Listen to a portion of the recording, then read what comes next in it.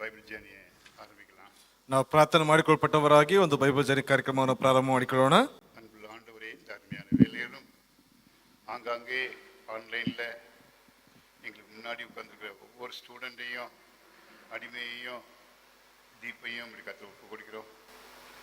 தேவனே, இந்த வேதத்தில் உள்ள சத்தியங்களை கற்றுக்கொள்வது, மற்றவங்களுக்கு அறிவிப்பது, அப்படி அறிவிக்கணும்னு ஆசைப்படுவது எவ்வளோ பெரிய சந்தோஷமான காரியம் ஆண்டவர். உங்களுக்கு பிரியமான காரியம் ஆண்டவரே. உங்களுக்கு பிரியமான காரியத்தை நாங்கள் செய்ய போகிறோம். இப்போ சாவியாவுடைய கிரியை நாங்கள் பார்க்கணும், நிர்மயப்படணும். இயேசு கிறிஸ்து மூலம் கேட்குற தவப்பனே. ಆಮೆನ್. நாகும் அதிகாரத்தை நாகும் எடுங்க. நாகும் புத்தகத்தை ನಾಹಮಾನ ಪ್ರವಾದನ ಪುಸ್ತಕವನ್ನು ತಿಳಿಸಿಕೊಳ್ಳೋಣ. 3 அதிகாரம் தான் இருக்குங்க. 3 ಅಧ್ಯಾಯಗಳಿದೆ. Only 3 chapters. ಕೇವಲ 3 ವಿಷಯಗಳು. இந்த புத்தகத்தை எழுதியவர் நாகும், அவர் பேரே போட்டிருக்கு. ಈ ಒಂದು ಪುಸ್ತಕವನ್ನು ಬರೆದಿರ್ತಕ್ಕಂಥ ನಾಹೋಮ, ಆತನ ಹೆಸರೇ ಬರೆಯಲ್ಪಟ್ಟಿದೆ ಅಲ್ಲಿ. இந்த 3 அதிகாரத்துல நீங்க படிக்கும்போது ஒரு காரியத்தை படிக்க முடியும். 3 ಅಧ್ಯಾಯಗಳನ್ನು ಓದುವಂತ ಸಂದರ್ಭದಲ್ಲಿ ನೀವು ಒಂದು ಕಾರ್ಯಗಳನ್ನು ಗಮನಿಸಿಕೊಳ್ಳಬಹುದು. அசிரியா என்ற ஒரு நாடு இருந்தது. ಅಸಿರಿ ಅಂತಕ್ಕಂಥ ಒಂದು ದೇಶವಿದೆ. அதனுடைய தலைநகர் நினிவே. ಅದರ ಒಂದು ಮುಖ್ಯ ಊರು ಯಾವುದಂತಂದ್ರೆ ನಿನವೆ ಪಟ್ಟಣ. அந்த நினிவேக்கு போய் சுவிசேஷத்தை சொன்னவர் பேர் என்ன, யாருக்காவது ஞாபகம் வருதா? ಆ ಒಂದು ನಿನವೆ ಪಟ್ಟಣಕ್ಕೆ ಹೋಗಿ ಪ್ರವಾದನೆ ಹೇಳಿರ್ತಕ್ಕಂಥವ್ರು ಯಾರಾದ್ರೂ ಗೊತ್ತಿದೆಯಾ ನೆನಪು?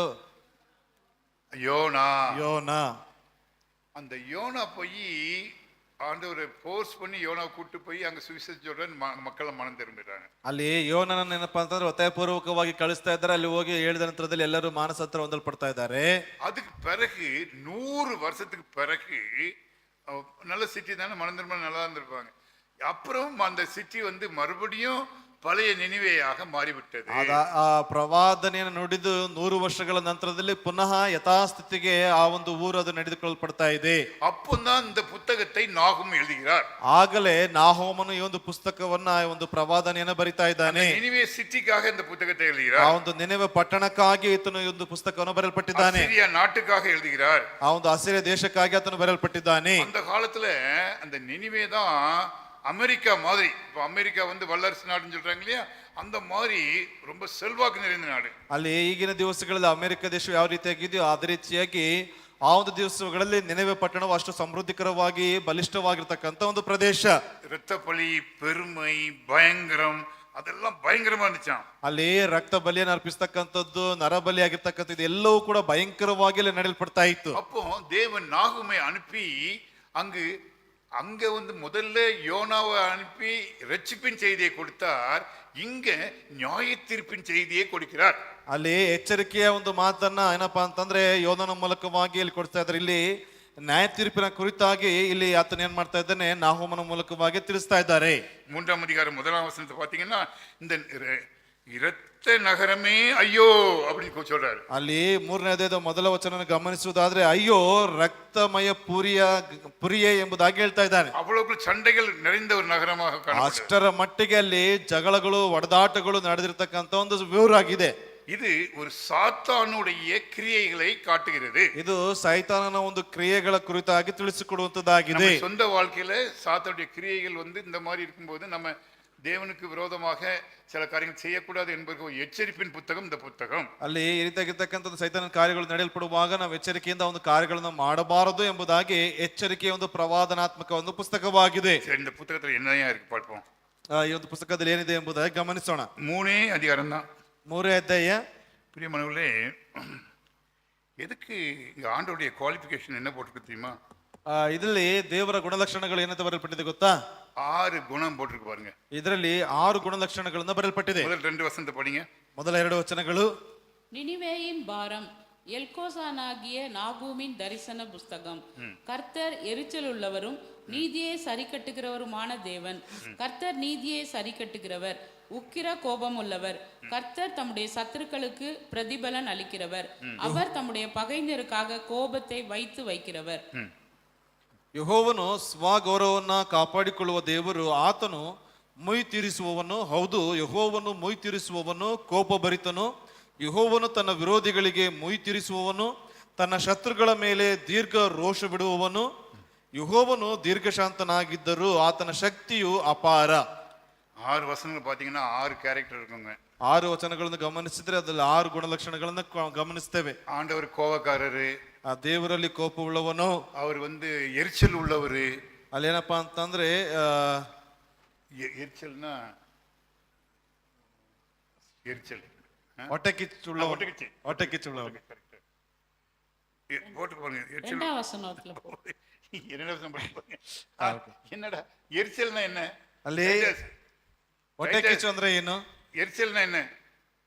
ஆண்டவர் எரிச்சல் உள்ளவர்னு பைபிள்ல போட்டிருக்கியா? ಅಲ್ಲಿ என்ன அர்த்தம்னு கேக்குறேன். ಹೊಟ್ಟೆ ಕಿಚ್ಚು ಅಂತಂದ್ರೆ ಏನು ಎಂಬುದಾಗಿ. ஒட்டக்கிச்சின்னா என்ன? ஒட்டக்கிச்சி வயித்தெரிச்சல். ವೈತರಿಚಲ್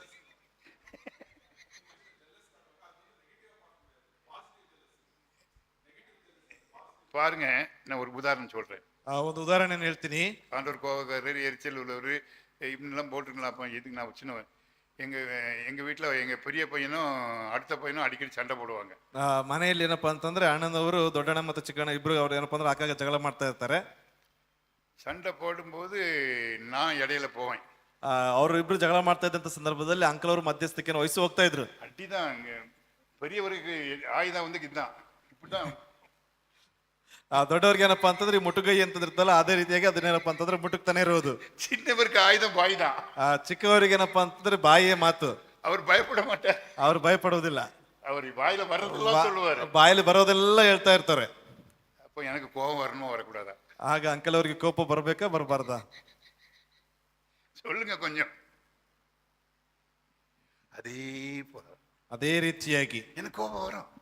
ನನಗೆ ಕೋಪ ಬರ್ತದೆ. கோபம் வந்து ரெண்டு பேர்ல ஒருத்தர் வாங்குவாங்க, நல்லா வாங்குவாங்க. ಅಲ್ಲಿ ಅವರಿಬ್ಬರಲ್ಲಿ ಯಾರಾದ್ರೂ ಒಬ್ರು ಚೆನ್ನಾಗಿ ತೆಗೆದುಕೊಳ್ತಾರೆ. ரெண்டு பேரையும் நான் நேசிக்கிறேன். ಆ ಇಬ್ಬರನ್ನು ಕೂಡ ಪ್ರೀತಿಸ್ತೇನೆ. ஆனா ரெண்டு பேர் ಬಂದ ಮೇಲೆ என் மேல எனக்கு கோபம் வருது. எதுக்கு கோபம் வருதுன்னா அன்பினால அந்த கோபம் வருது. ಅಲ್ಲಿ ಇಬ್ಬರ ಮೇಲೆ ಅಲ್ಲಿ ಏನಪ್ಪಾ ಅಂದ್ರೆ ಒಬ್ರು ಏಟನ್ನು ತಿಂತಾರೆ, ಆದ್ರೆ ಏನಪ್ಪಾ ಅಂತಂದ್ರೆ ಅವ್ರ ಪ್ರೀತಿ ಇರುವಂತ ಕಾರಣದಿಂದಾಗಿ ಅಲ್ಲಿ ಕೋಪ ಬರ್ತದೆ. உங்களுக்கு புரியுதா? ಅರ್ಥ ಆಗ್ತಿದೆ ಅಲ್ವಾ?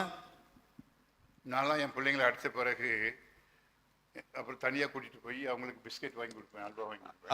ಅಂಕಲ್ ಅವ್ರು ಏನಪ್ಪಾ ಅಂತಂದ್ರೆ ಅಣ್ಣಂದ್ರು ಚಿಕ್ಕವರಾಗಿರುವಂತ ಸಂದರ್ಭದಲ್ಲಿ ಏಟನ್ನು ತಿಂದ ನಂತರದಲ್ಲಿ ಅವ್ರಿಗೆ ಕರ್ಕೊಂಡು ಹೋಗಿ ಅಲ್ವಾ ಆಗಿರ್ಬೋದು ಅಥವಾ ಬಿಸ್ಕೆಟ್ ಅನ್ನು ಕೊಡಿಸ್ತಾ ಇದ್ರು. அப்படியே நான் வந்து அவங்கள ஐஸ் வச்சிருவேன். ಅದೇ ರೀತಿಯಾಗಿ ಏನಪ್ಪಾ ಅಂತಂದ್ರೆ ಅವ್ರನ್ನ ಸ್ವಲ್ಪ ಸಮಾಧಾನ ಪಡಿಸ್ತಾ ಇದ್ದೆ. மறந்துடுவாங்க அவங்க. ಅವರೆಲ್ಲ ಮರೆತು ಬಿಡ್ತಿದ್ರು ಅದನ್ನ. ஆனா சில குடும்பத்துல பார்த்திருக்கிறேன். ಆದ್ರೆ ಕೆಲವು ಕುಟುಂಬಗಳಲ್ಲಿ ಗಮನಿಸಿದೀನಿ, இந்த நாய் வரும்போதெல்லாம் அப்படியே நாய் நாய் தான் கூப்பிடுவாங்க. ಅವ್ರೇನಪ್ಪಾ ಅಂತಂದ್ರೆ ನಾಯಿ ಎಂಬುದಾಗಿನೇ ಕರೀತಾರೆ.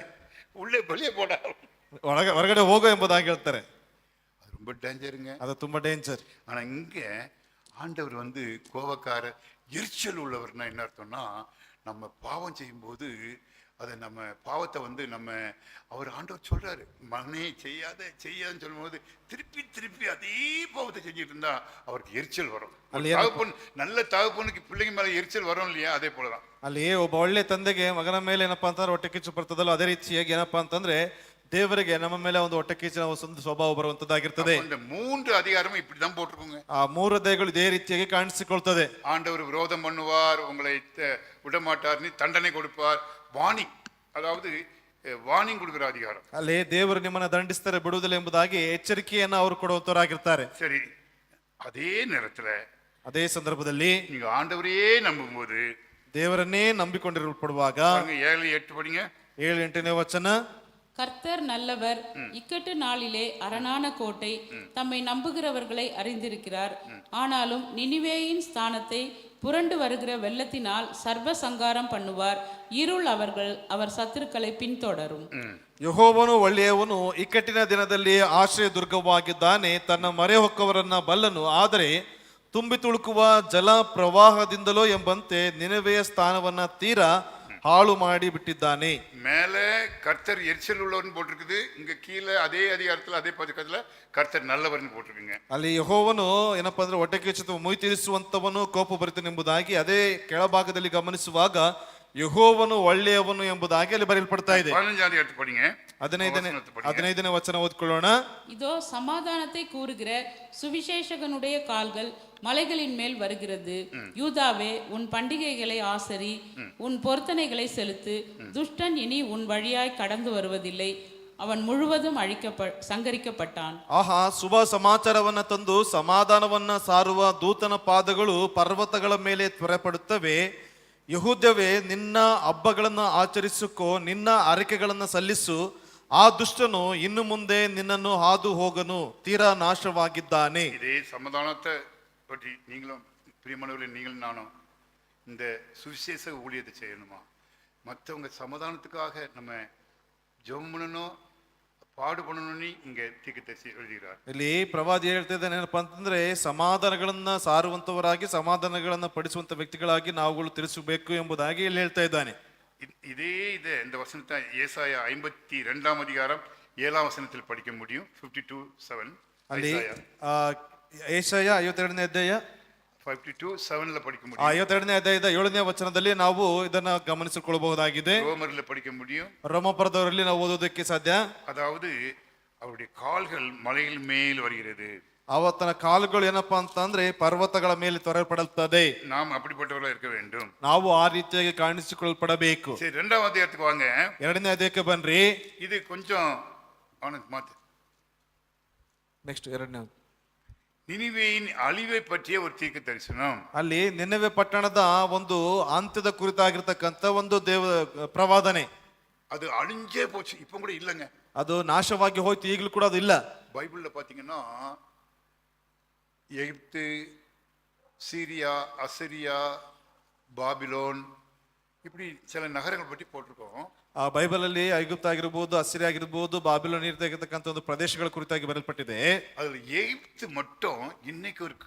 ಐಗುಪ್ತ ಪ್ರದೇಶ ಇವತ್ತಿಗೂ ಕೂಡ ಇದೆ. பாபிலோன் இருக்கு, ஆனா பிரிஞ்சு போயிருக்கு. ಆ ಬಾಬಿಲೋನ್ ಇದ್ರೂ ಕೂಡ ಅದೇನಪ್ಪಾ ಅಂತಂದ್ರೆ ವಿಭಾಗವಾಗಲ್ಪಟ್ಟಿದೆ. நினிவேலாம் அழிஞ்சே போச்சு. ನಿನೆವೆ ಅದೇನಪ್ಪಾ ಅಂತಂದ್ರೆ ಅದು ನಾಶವಾಗಿ ಹೋಗಿದೆ. இந்த இரண்டாம் அதிகாரத்தை படிச்சீங்கன்னா அது ஒரு அழிவுக்கேறியான நகரம் போட்டிருக்கோம். முதல் 2 வசனம் படிங்க. ಆ ಮೊದಲ 2 ವಚನಗಳನ್ನು ಗಮನಿಸಿದ್ರೆ ಏನಪ್ಪಾ ಅಂತಂದ್ರೆ ಅದು ನಾಶವಾಗಿ ಹೋಗಲ್ಪಡುವಂತ ಒಂದು ಪಟ್ಟಣ ಎಂಬುದಾಗಿ. ಕನ್ನಡದಲ್ಲಿ ತಮಿಳು நல்லா இருக்கு, நாசமா போயிடுச்சு. சிதறடிக்கிறவன் உன் முகத்துக்கு முன்பாக வருகிறான். அரணை காத்துக்கொள், வழியை காவல் பண்ணு, அறையை கெட்டியாய் கட்டிக்கொள், உன் பலனை மிகவும் ஸ்திரப்படுத்து. வெறுமையாக்குகிறவர்கள் அவர்களை வெறுமையாக்கி அவர்களுடைய திராட்சை கொடிகளை கெடுத்து போட்டாலும் கர்த்தர் யாக்கோபின் மகிமையை திரும்பி வர பண்ணுவது போல இஸ்ரவேலின் மகிமையையும் திரும்பி வர பண்ணுவார்.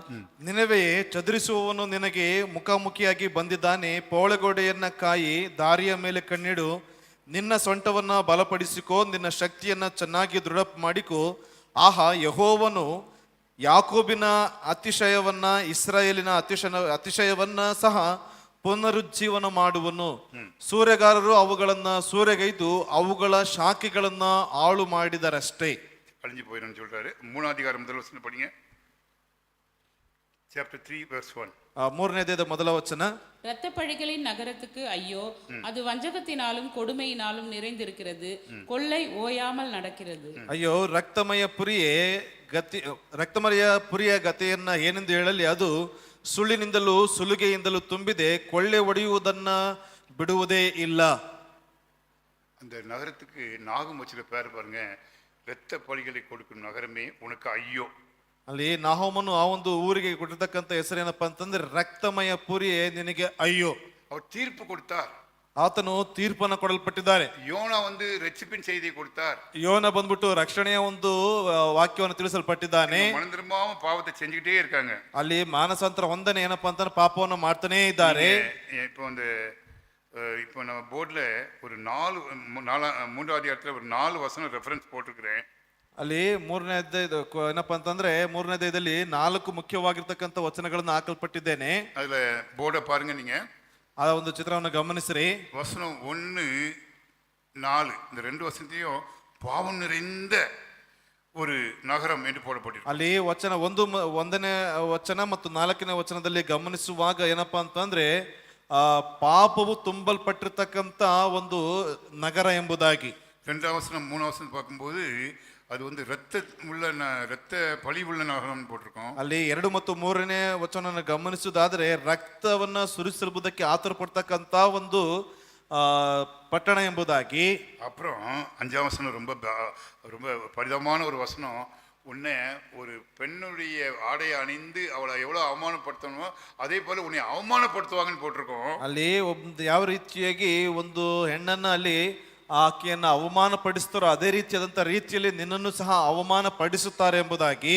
7ஆம் வசனத்தை பாத்தீங்கன்னா யாரும் நீ அழிஞ்சு போறதை பத்தி யாருமே உனக்காக கவலைப்பட மாட்டாங்கன்னு போட்டிருக்கோம். ಅಲ್ಲಿ ನಿನೆವೆ ಪಟ್ಟಣದ ಹಾಳಾಗಿ ಹೋಯ್ತಲ್ಲ ಎಂಬುದಾಗಿ ಯಾರು ಕೂಡ ಗೋಳಾಡುವುದಿಲ್ಲ ಎಂಬುದಾಗಿ ಇಲ್ಲಿ ಬರೆಯಲ್ಪಟ್ಟಿದೆ. கடைசி வசனத்தை படிங்க, 19ஆம் வசனத்தை படிங்க. 19ನೇ ವಚನ. உன் நொறுங்குதலுக்கு பரிகாரம் இல்லை, உன் காயம் கொடியது, உன் செய்தியை கேட்பவர் யாரும் உன் பேரில் கை கொட்டுவார்கள், உன் பொல்லாப்பு எந்நேரமும் ಯಾರ ಪೇರಿಲೇ ದಾನ್ ಪಾಯಾಮರ್ ಪೋಯಿಟ್ರು. ನಿನ್ನ ಗಾಯವು ಗುಣ ಹೊಂದದು, ನಿನ್ನ ಪೆಟ್ಟು ಗಡಸು, ನಿನ್ನ ಸುದ್ದಿಯನ್ನ ಕೇಳಿದವರೆಲ್ಲರೂ ನಿನಗೆ ಚಪ್ಪಾಳೆ ಹಾಕುತ್ತಾರೆ, ನಿನ್ನ ಕೆಡುಕಿಗೆ ನಿತ್ಯವೂ ಗುರಿಯಾಗದವರು ಎಲ್ಲಿದ್ದಾರೆ? 3 அதிகாரத்தையும் படிச்சீங்கன்னா அதை நம்ம வாழ்க்கையில எப்படி ಕೈ ಕೊಂಡ್ರದನ್ನು கொஞ்சம் யோசிக்கணும். ಅಲ್ಲಿ 3 ಅಧ್ಯಾಯಗಳನ್ನು ಓದಿದ್ರೆ ಅದನ್ನ ನಮ್ಮ ಜೀವಿತಗಳಲ್ಲಿ ಯಾವ ರೀತಿಯಾಗಿ ಅದನ್ನ ಏನಪ್ಪಾ ಅಂತಂದ್ರೆ ನಡೆಸಿಕೊಳ್ಳುವಂಥದ್ದು ಎಂಬುದಾಗಿ ಆಲೋಚಿಸಬೇಕು. நம்ம பின்வாங்கி போயிட்டோம்னா, ನಾವು ಹಿಂತಿರುಗಿ ಹೋಗಿದ್ದೀವಿ ಅಂದ್ರೆ, ஒரு யோனா காலத்துல ரட்சிக்கப்பட்ட நகரம் பின்வாங்கி போகும்போது இப்படி இவ்வளவு சாபங்களை வாங்கிய ನಗರமாக ಮಾರಿ. ಅಲ್ಲಿ ಯೋನನ ಒಂದು ದಿವಸಗಳಲ್ಲಿ ರಕ್ಷಣೆ ಹೊಂದಿರತಕ್ಕಂತ ಆ ಒಂದು ಪ್ರದೇಶ ಹಿಂಜಾರಿ ಹೋದಂತ ಸಮಯದಲ್ಲಿ ಈ ರೀತಿಯಾಗಿ ನಾಶವಾಗಿತ್ತು ಎಂಬುದಾಗಿ ನಾವು ಗಮನಿಸ್ತೇವೆ. நம்முடைய வாழ்க்கையும் அப்படி மாறிவிடும். ನಮ್ಮ ಜೀವಿತವೂ ಕೂಡ ಅದೇ ರೀತಿಯಾಗಿ ಮಾರ್ಪಾಡು ಹೊಂದಲ್ಪಡುತ್ತದೆ. ಜಾಗೃತಿಯಾಗಿ ಇರಬೇಕು. ಹಾಗಾಗಿ ಎಚ್ಚರಿಕೆಯಿಂದ ಇರಲ್ಪಡಬೇಕು. ರಕ್ಷಿಪೈ ಕಾತುಕೊಳ್ಳುವ, ರಕ್ಷಣೆಯನ್ನು ಕಾದುಕೊಳ್ಳೋಣ. ஒவ்வொரு நிமிடமும் ஆண்டவர் சமூகத்தில் இருந்து ஆண்டவரೇ ಆಂಡವರೇ ನಮ್ ಕದರ್வோம்.